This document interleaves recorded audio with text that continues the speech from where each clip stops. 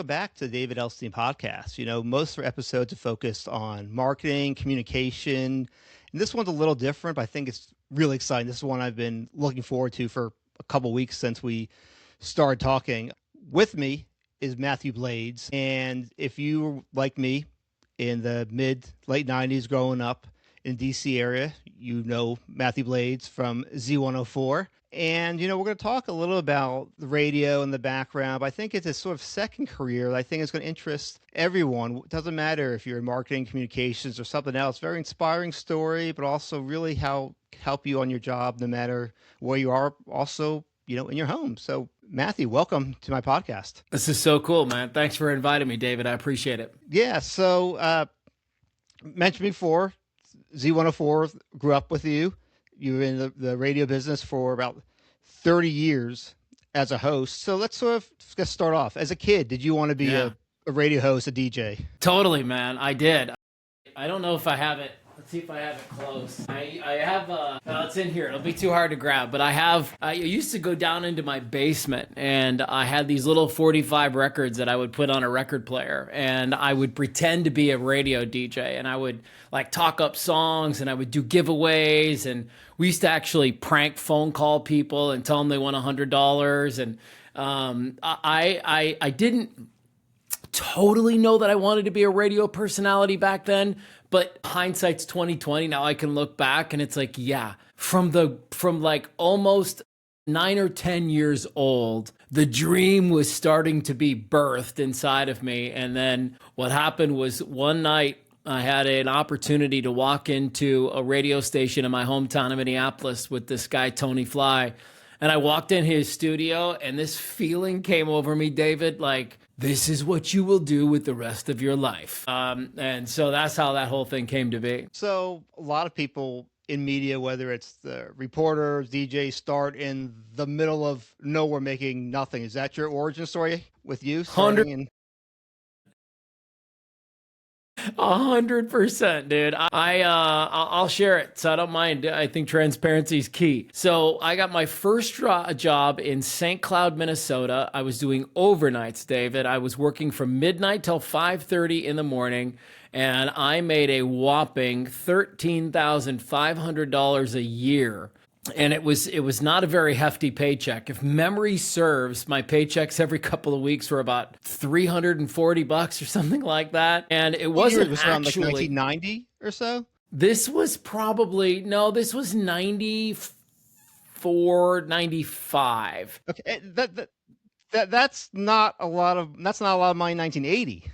That's exactly right. Yeah, it's exactly right. I made very little money. I can remember, man, it's crazy when I think back to all the stuff that I used to do to just survive. But, there would honestly be days where I didn't eat. And there'd be other days where you just go in and, somebody would cater a lunch for an artist or something like that. And you'd go in, you'd grab 3 pieces of pizza and you'd eat one and then save the next one for lunch and then save the next one for dinner. I used to remember sleeping in my best friend's brother's college dorm closet. He had a little twin bed that he put on there. And but that's part of the grind. And come on, let's be honest. It's part of the great story too. But it's a great story now because you can look back and laugh. But did you see that you were going to have a career, that it was going to work out if you just worked hard enough? There was no option B for me, David. And it's one of the things that I hope I'm passing along to my kids. It's don't worry about plan B. Okay. Just be focused on plan A. And I approach everything that I do in life now, even in this second career with, there is no option. This is what we're doing now. And when you approach things that way, it's total conviction. There is no safety net. This has to work. So I know that I absolutely approached my radio career the exact same way. It was this is what we're doing. And I don't care how long it takes to make any real money. I don't even care if I make real money. I get to be on the radio. I get to go to nightclubs. I get a bar tab everywhere I go. Girls want to hook up with me, which never happened in my high school career. I got to meet celebrities and artists and go to concerts. And it was this is the greatest career a kid can dream about. But that's great. But I guess it honestly didn't take you that long to move up to DC. What a top 10-ish market, which is Yeah. Impressive. So the story goes that I moved from St. Cloud down to a place in Midland, Odessa, Texas. You ever heard of Midland, Odessa, Texas? I did. I Yeah. would not want to It's go in the there, but west. You don't want to go there. It's in the Permian Basin. It's a great little town. I should knock on it. I had a really good experience. I spent 6 months in Midland. Then I went to Erie, Pennsylvania, and I worked for a great little radio station there called Jet 102. And what happened was I was kicking the absolute shiz out of the competition across the street. And the guy, consultant who owned or consulted that radio station that I was beating introduced me to this guy, Dale O'Brien, who ended up bringing me to Washington, D.C. So 1996, I think it was, I was featured in this trade magazine called FMQB, and they had Market Jump of the Year. And I moved from Market 148 in Erie, Pennsylvania to Market 8 in Washington, D.C. And the rest is history. So I think, a lot of times with radio, it's that particular time in your life. So when you came there, 96 was junior, senior year in high school, grew up in Columbia, Maryland, and we got Baltimore and DC stations. So that was a fun time for music. We had, what was Z104 in DC and Z103 in Baltimore. It was almost very copy off each other. Albie D was up there. He was down in DC for many years. So it was just the right time because DC didn't have top 40 for a while.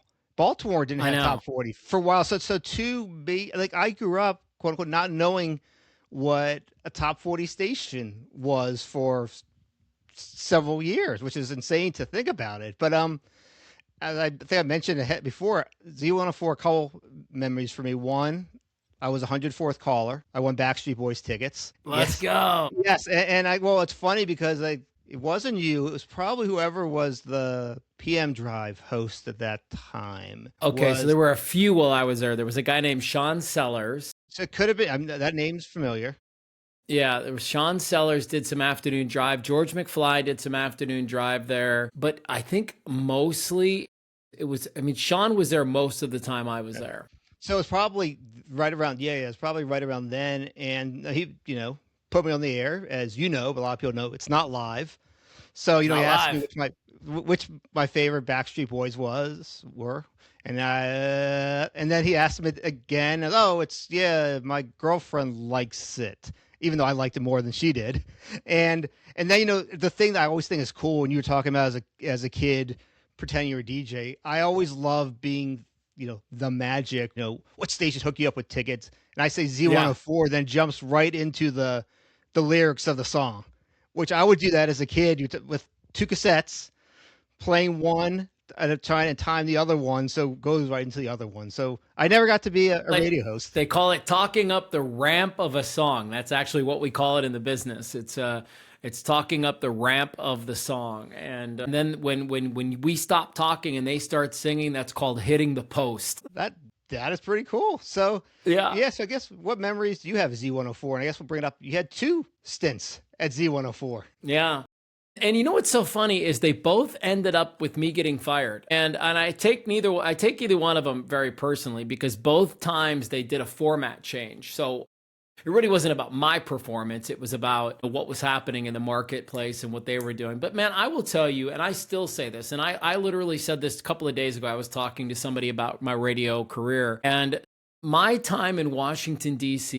always go down as my favorite, like the best part of my radio career. I had more fun in Washington, D.C. than I had any other place that I worked. I got to experience the coolest things in Washington, D.C. far over what I got to experience other places. And so when I think about Washington, you kind of nailed it.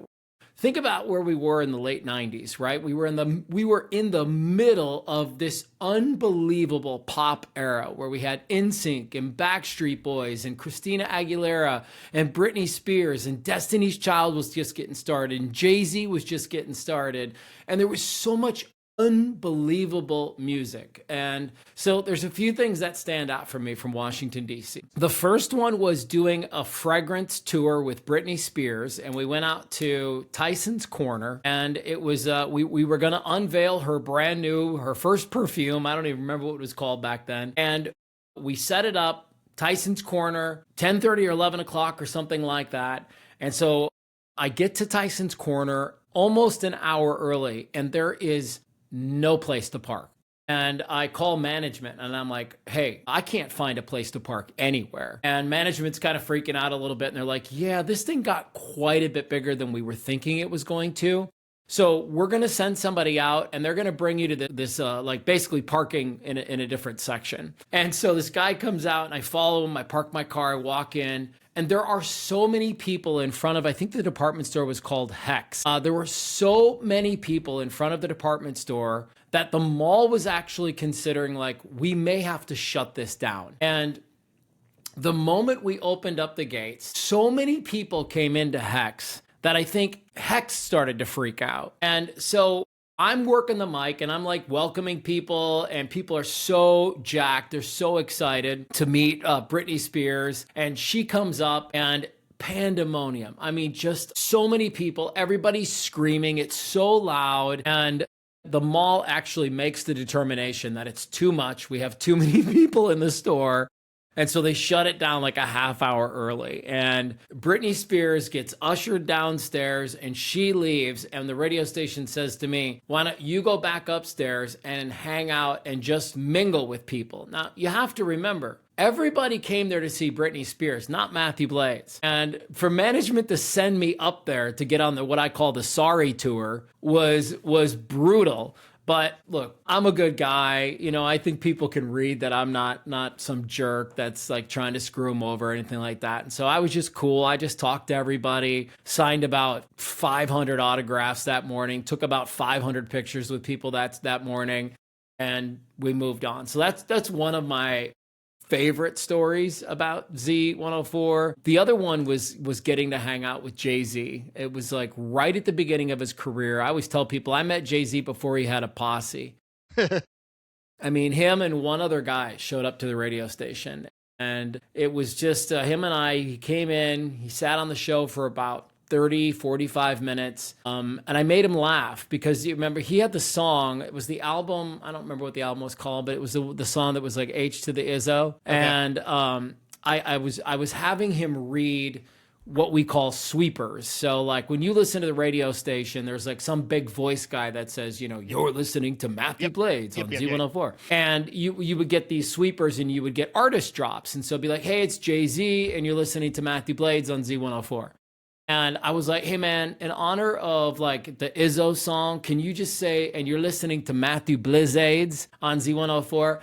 And he thought that was the funniest thing in the world, dude. And that's funny. We just had a really good laugh over that. And then that night, getting to go over to Southeast Washington, D.C., and I can't quite remember what the name of the club was. It was a club in Washington, D.C., in Southeast Washington, in like this back then, super sketchy area. And everybody went in, and we had chicken tenders and chicken wings, and we all jammed out to Jay-Z. It was a freaking amazing night. Those are both great stories. When you're telling the Britney Spears story, you know, before we came on, we were talking about our kids. I think our kids will never know the experience of a pop star at a mall. I mean, before that, it was, you know, Tiffany was doing the mall tours, and all these people, just the thing. And now malls have come and gone. But yeah, it was a thing back then. I think people won't believe that. Yes, you'll just go to the mall, and this case was for perfume, but they would do concerts, whether, you know, radio station promo concerts or even, right, I think real concerts, because Tiffany couldn't play bars, couldn't play anything else. She was so young. Well, just, you know, social media changed everything. I mean, you think about it, like if you're an artist, do you want to travel to 40 cities or do you want to make one video? It's pretty easy. It's pretty easy for your own mental health to figure out, I'm just going to make one video and that's going to go out to everybody. But yeah, dude, it was toward the end of the glory days, David, and it was absolutely magical. And I'll tell you, the other thing about Washington, D.C. that was so much fun to me was just the club scene back in the day. And just the bars and the restaurants and getting to hang out with people. It And was you're the just perfect a age at the perfect time. time. I'm literally right there with all the guys. We're the same age in the band. I'm the same age as, JC Chazet and Justin Timberlake and Brian Luttrell. Like, we're all right there. I mean, well, like Brittany was a little bit younger than I was, and Christina was a little bit younger than I was. But with the boy bands, yeah, I mean, I was probably within 3-4 years of those guys. Yeah, that's great. So, two different experiences at Z104. Then you went to a couple other places afterwards. I guess fill us in on those travels. Yeah, so after Z104 fires me for the second time, I go and by the way, when Z104 fires me the second time, my wife is 3 months pregnant, and we're getting ready to have our first baby. And when I tell you that I couldn't find a job, I could not find a job. So what would this have been? This would have been, the second time would have been around 2000 and late 506. And for people that don't know, radio was doing a lot of consolidation at this point. Big companies like iHeartRadio and stuff, CBS Radio, they were gobbling up other radio stations. And so there were a lot fewer jobs available out there. And I ended up in the 8th month of my wife's pregnancy landing a job at a country radio station in Denver, Colorado. So we move out to Denver. It doesn't quite work out there. So we move to Milwaukee, where I absolutely fall in love with this radio station. They change formats, and then about 8 months later, I get a phone call from the guys here in Phoenix, Arizona, and they say, we want you to come and take over our morning show here in Phoenix. I came here to Phoenix, where I still live, in 2010, and I stayed on the radio until 2021, late 21, almost 22. So I had about a 12-year run as a morning guy here in Phoenix, Arizona, which is where I wrapped up my career. And 12 years is a long time in radio. It's a long time. And you talked, as, your first job, didn't necessarily think about the future, there's no plan B, but how hard is that in radio? That could be no fault of your own, as you mentioned. They change format. They don't want you. They're gone. I don't know how contracts work, but I mean, you're probably not going to be able to be in the same town, right? With anti-compete clauses or things like that. So if you want to be in radio, a lot of times you presumably have to move wherever they'll hire you. Yeah, that's kind of the gig. There are some people that are lucky enough to stay in one market or a couple of markets their whole life. And some of the no competes that you're talking about, they don't really hold up in court. And so they're not super enforceable. But, I'll just take Z104, for example. I don't think there was another radio station in DC that I would have really wanted to work for. Maybe HFS when they were back on the air, or maybe Mix 107.3 when they were on the air, and maybe they still are. Yeah, they're both long gone. Are they really? Yeah, I mean, I still have family in the DC area and friends. I mean, HFS has been gone for a long time. Even at the end, it still was an HFS. Yeah, Mix 107, it turned to something else. Yeah, because that was years ago. That was Q107. In the 80s, that was a top 40 station. Yeah, right. As you say, they change all the time, or not all the time, but enough though. Yeah, the thing about the business side of radio was I was slightly business savvy, and I was smart enough and I had good mentors. That's really what this boils down to. But I always had a good contract. Back in the day, you could get what was called a no-cut contract, meaning that if they cut you, they had to pay you. And I never worked without a no-cut contract from 98 until the end of my career. So even when I got fired in Washington, D.C. both times, I still got paid for, a year after I was gone. So enough to keep the groceries coming. Exactly. So you're in Phoenix, which I guess is it's even bigger market than D.C. at that point? No, it's a little bit smaller. Yeah, it's a little bit smaller. From a size perspective, we're the 5th largest city, but I think in terms of market size, we're like 12, 13, 14, something like that. So it's still a major market, and you're the morning DJ, morning radio host, whatever you want to call it. So I assume a dream job. And it was, in a lot of ways. And so I guess, a great thing. And then I guess what happened so it didn't become a dream job, for lack of, I guess, a better term? Yeah, radio as a whole just started really going through a major transformation. I mean, in 2010, now we're starting to get into streaming. Companies like XM and Sirius are kind of at the height of what they're doing. I think maybe they were getting ready to merge, or maybe they were close to merging there. But honestly, man, the business that I was in just started to look very different. And I can very distinctly remember a meeting that we were having. And when I moved to look, I was decent at my job, and I always had top 5 ratings, meaning that like in the demographic that I was tasked with going after, I was always in the top 5. Like from the moment I was doing overnights in St. Cloud, Minnesota, till the day I retired from Mix in here in Phoenix. From a ratings perspective, I was almost always in the top 5 for my demographic. And we had a ratings period came out. I don't remember what year this was, but we had a ratings period came out, and I fell out of the top 5, and I was in 8th place. And I remember feeling so terrible about the fact that I was in 8th place. I was like, oh, this is so gross. Like for me, I was a little bit competitive. I used to have a sign in my studio, David, that said, be more number 1, which is ridiculous because you can't be more number 1. But I was in a meeting, and one of our program directors said, well, look, we're not as concerned about the ratings anymore. Let's just focus on our social media content. And that was it for me, dude. That was the moment where my heart started to break for the business. And I thought to myself, wait a second, we're not going to care about the ratings anymore? This is how we literally feed our families. Our contracts are based on the ratings. Our bonus structure is based on the ratings. Everything about the income we make is based on the ratings. How can you tell me to not care about it? And it just, it became one of these situations where the radio station that I was working on and for, we were part of a huge conglomerate in iHeartRadio. And I mean, to know, and I'm not saying or speaking anything out of turn, but like big radio companies like iHeartRadio and some of the other ones that are big, in every market, they've got 5, 6, 7, 8 radio stations that they own and operate. And the truth of the matter is they really only pump a bunch of money into 2 or 3 of them. And we were starting to become the radio station that was getting kind of left out of a lot of marketing choices, a lot of staff choices. And it was just really becoming crystal clear to me that the position that I had was changing so dramatically that it started to, there's no way around it. It started to have a huge impact on my mental health, because I went from, a staff of 7 or 8 to a staff of 2.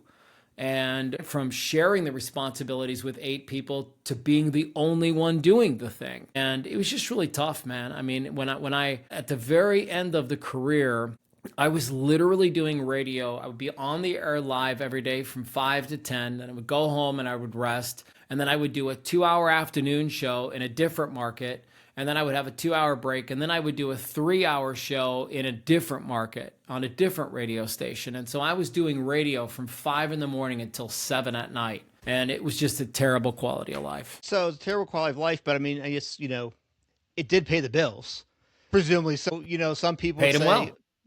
Suck it up, Matthew. Yes, it's tough, but it pays it. We're not here to have fun. But you went all out. You said, I'm done with radio. You want to, I guess, tell a little about that, where you just decided, Sure. hey, this is it. Yeah, just like I said, man, it didn't feel like it wasn't fun for me anymore, and I didn't enjoy it, and then it went a step further than that. It was like I started to have real physical symptoms of not enjoying my life. I started to have really bad back issues. I started to not sleep. I started to self-medicate. I started to hate waking up in the morning. I started to hate going to work. It became so miserable for me that it had this real physical and mental and emotional impact on me.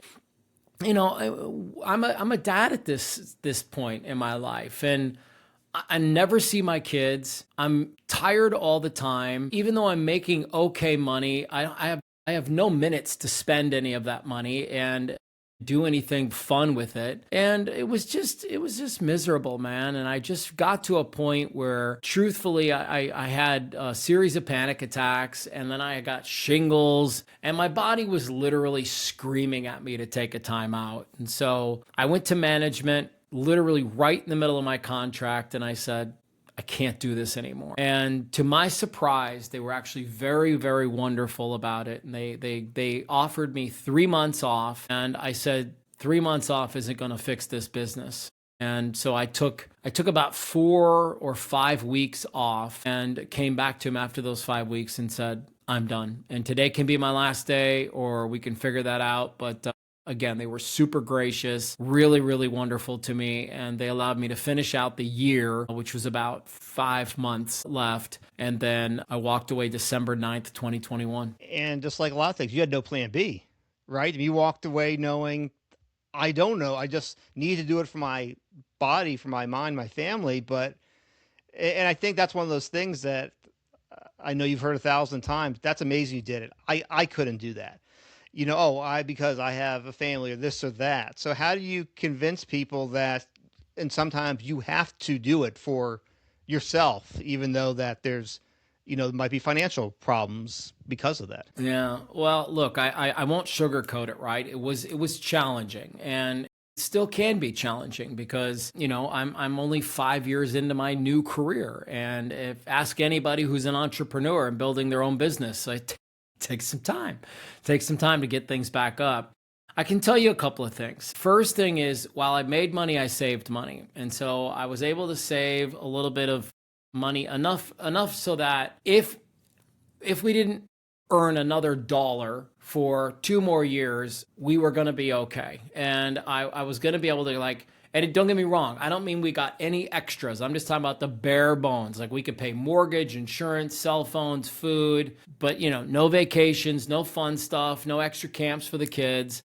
But we had enough to survive for 2 years. And so I knew, all right, I've got about a year and a half to figure this thing out. And truthfully, man, I came out a lot less humble than I needed to be, because I'm 5 years in, I'm still building things up. So back to your original question, what would I say to somebody who's like, I can't do it, I have this, I have that? I would just, and I've got a podcast now, David, that's called Air Check Your Life. And I steal it from radio, because in the radio business, we would do something every day called air checking. And what it basically meant is, you would go back, you would listen to your show, and you would say, what are we getting right? What's okay, but if we're going to keep doing it, we need to tweak it. And what should we never do again because it cost us listeners? So if I go back to that part of my life, and if I air check my own life and I put myself through my own exercise, what was I getting right? Almost nothing. I didn't enjoy any aspect of my life. I don't think I was in a very good relationship with my kids. I don't think I was in a very good relationship with my wife. I don't think I was in a very good relationship with my friends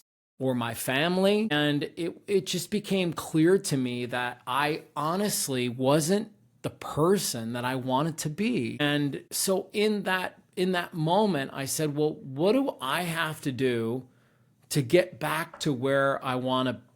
And because, when I grew up, man, I grew up in a really tough house, and, there wasn't a lot of warm and fuzzy in our house. And, I really strained relationship with my mom, and we just grew up poor and all these things. And I knew that for me, I didn't want that for my kids. I wanted my kids to have a very different kind of life. I wanted to be a very different father than the dad that I grew up with. Even though he was a very sweet man, he was an alcoholic, and he had a strained relationship with my mom, which put pressure on the house. And I just knew that I wanted to be in a home with a loving wife and a great marriage, and kids who got along, and a family unit that got along. And we were none of those things. And so I just had to take a major time out in my life and literally, quite literally, put my hand over my heart and say, what do you need? What's it going to take for you to feel like yourself again? And that's ultimately when, I made the decision that, look, I was going to die if we kept going the other way. So I need to live. And that means I need to really sort some things out for myself, which is what I did. That Air Check Your Life is is so powerful, whether you're talking about at your family, but at work where you, I guess, learn the concept. I'm just, while you're saying that, just thinking about, what you did right. I mean, whether it's a day, a week, a month at home, work, that's just something really, and it's such a powerful phrase. You could just remember it. Yeah. I'm touched by that. Well, thanks, man. And it applies everywhere. Like the work that I'm doing now with people is I'm going in, I'm air checking their business. I'm air checking their conversations. I encourage people to air check your relationships. I encourage people to air check your friendships. I encourage people to air check your family. Like we can use that really simple framework in every aspect of our life, and it makes us better. Because the problem that I'm seeing with too many people is folks just want to change without assessing first, right? And the purpose of the air check is, look, if most of us are doing some things right, most of us are getting some things right, and most of us aren't doing everything wrong. And so we don't need to change everything. As my old consultant Steve used to say, we just want to do more of the things we're getting right. And that's where I would encourage people to step into that place. That's great. And actually, I took this somewhere off your website, but I just want to quote it from you. You said, I help people have the conversations they've been avoiding without overthinking it, without making it weird, and without putting it off for another 3 weeks. And I think that was something that really stuck to me. I think we spent 2 hours just talking about this thing. I assume everyone has examples of tough conversations. Since this is a sort of a work podcast, one thing I want to talk about really is tough conversations at work. And, I think it's one thing to have a conversation for someone who works for you, that they quote unquote have to listen to you. And maybe it's not sometimes hard with your boss, but I think one that's often the hardest is with a peer, someone that's on the same line as you. You can't tell them what to do. They can't tell you what to do, but you have to work together. So in 30 seconds, how do you do that, Matthew? But I mean, I guess, in all seriousness, how do you have a tough conversation with someone that, lack of a better word, you can't control them and they can't control you, for lack of explanation? No, look, it's honestly, it's a 30-second answer. And it's all about the way that we walk into the conversation. So I'm going to just explain something really quick, and I really want people to key into this. Every single person shows up to a conversation differently, right? David, you showed up to this conversation with me in one way. I showed up to this conversation in a different way. And all of that is based on what happened to you today, last week, when you were 10, same thing for me. And so let's remember that first thing is that everybody shows up to a conversation differently. All right. Now that we know that, here's the second piece of this. And this is the one that I want everyone to key into. And I want this phrase to change your life. When we get to these difficult conversations with people, we must remember one thing. And here it is. It is not you versus me.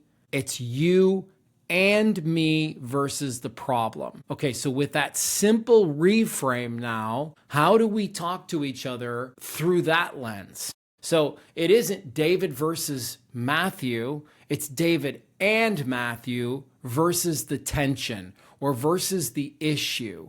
And that's the space that I'm really hoping to coach people to step into more and more. And so, look, if we had a bunch of time here, I'd work this out with you right now, David, which is like, is there a conversation that you're avoiding right now at work? And if so, why are you avoiding it? And so you can think about that. I want the people listening to us to think about that. And now I want you to look at that same conversation you're avoiding through the lens of, okay, hold on a second. You're right. Maybe it isn't me versus Barb at work. It's me and Barb versus the problem. How can we sort it out there? Now, look, if Barb is causing you all kinds of strife and all kinds of hardship, that's different.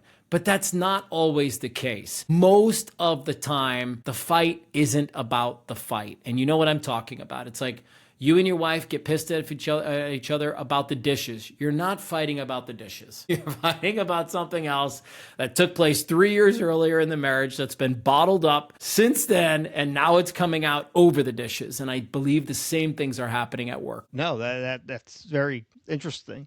And I guess, you've been talking about this for a while. Are there still tough conversations for you to have? I mean, I don't know if there's good examples, but it's not an easy thing to have the tough conversations too, I guess, even after you've done it and preach it for a while. For sure. And yeah, are there still tough conversations? Yes, but they are they're fewer and fewer now. And because of the tools that I use, that I teach other people, I have a tendency to look forward to the difficult conversations now. Because to me, it's all about the approach and not skirting around it and saying the hard thing. And I'm happy to give you an example of that. But, I think, are there still conversations that I have a hard time with? Yes. And the reason that they're hard is because I haven't quite figured out how to be honest about the conversation yet. And what I mean by that is I haven't quite figured out how I feel about the conversation yet. And so sometimes I want to take a little bit of time, whether that's a few days or a couple of weeks, to make sure I sort out my feelings, because I don't want to come at the attack with people. That's never my goal. In fact, I teach people like what I call a runway conversation, and the runway conversation only works if you know how you feel about it. No, that's really interesting. I guess, just one more on the same topic, air check your life, air check my life. All these things are about me. And yes, you say you consult with companies, but a lot of it is speaking at conferences to people. I could hear your message, but the person I'm disagreeing with or can't hear it. So how do you have when the person is not listening, for lack of a better term? You're doing what you're trying to do. This is where it gets really challenging, right? And what I coach people to do, what I do myself, is I can only control me. And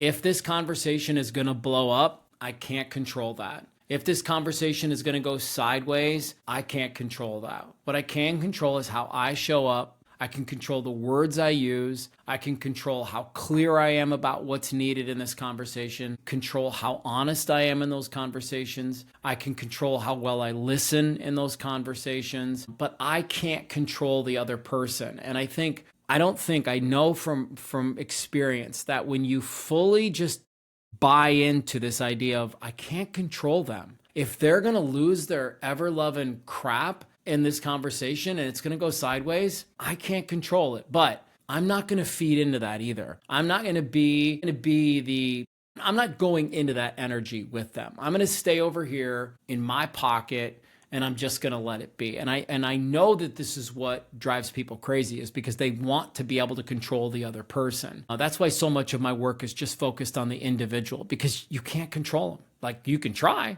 good luck. You might be able to influence them. I don't think you can control anybody, but I'm telling you, brother, with the right words and the right approach and a little bit of runway to conversations, you really can move people from a space of them wanting to be on the attack to them really buying into this philosophy that I mentioned a few minutes ago, which is it's not you versus me. It's you and me versus the problem. And I believe that most conversations go sideways because of a couple of things. And one of them is probably fear.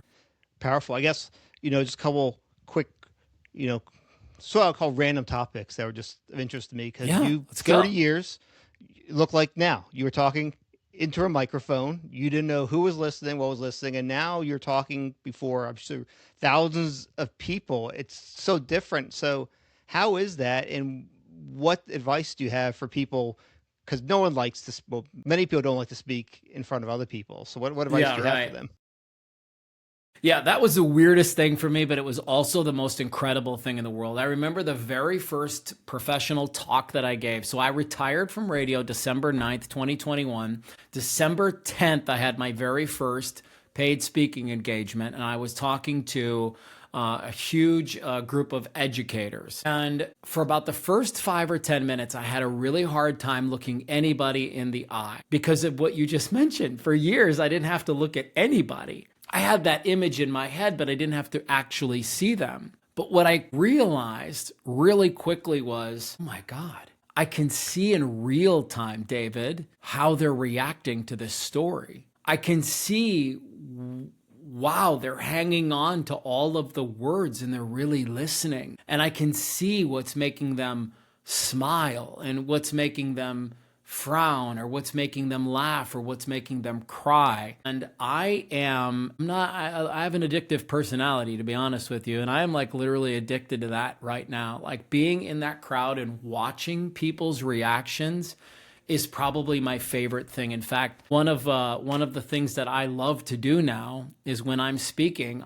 I'm almost never on the stage. I get off the stage and I walk around, kind of like, like at a concert where the singer like walks around the crowd. And I probably stole that from all the musicians that I watched over my career, but I get into the crowd and sometimes I will go and I will deliver a line and I will look at somebody like I am looking at you right now, straight in their eyeballs, and I will just deliver that line to them because I feel like God is saying to me, this person needs to hear this right now. And they need to see you saying it directly to them. And I think it's really cool. And so the advice that I give to people is stop making it about you. Like that's the easiest thing in the world. Like the only reason you're nervous is because you're making it about you and you're thinking about how you feel and you're thinking about like, what am I going to do and what am I going to say? I'm a part of a mastermind group here in Phoenix of some of the best speakers in the world.